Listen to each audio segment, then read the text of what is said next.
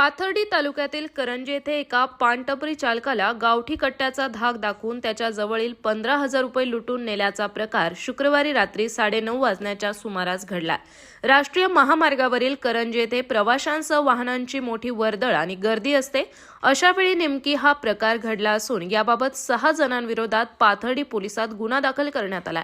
या घडलेल्या प्रकाराबाबत पानटपरी चालक चैतन्य शंकर माने राहणार कामतशिंगवे तालुका पाथर्डी यांनी दिलेल्या फिर्यादीत म्हटले आहे की शुक्रवारी रात्री 9:30 वाजण्याच्या सुमारास माझ्या करंजी येथील आप्पा पान स्टॉल समोर सुमित तिजोरे आणि प्रफुल्ल तिजोरे राहणार कासार पिंपळगाव तालुका पाथर्डी यांच्यासह इतर 4 अनोळखी तरुण आले।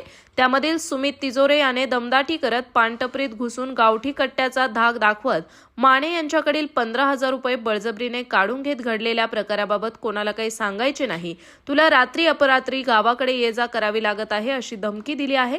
हा संपूर्ण प्रकार सीसीटीव्ही कॅमेऱ्यात कैद झाला असून या घडलेल्या प्रकाराबाबत चैतन्य माने यांनी पाथर्डी पोलिसात तिजोरे याच्यासह इतर 4 अनोळखी तरुणाविरोधात गुन्हा दाखल केला।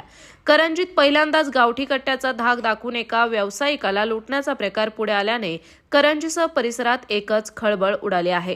करंजी बसस्थानक परिसरात रात्रीच्या वेळी गुन्हेगारी प्रवृत्तीचे अनेक तरुण थांबलेले असतात, मात्र पोलीस त्यांच्याकडे पद्धतशीर डोळेझाक करतात।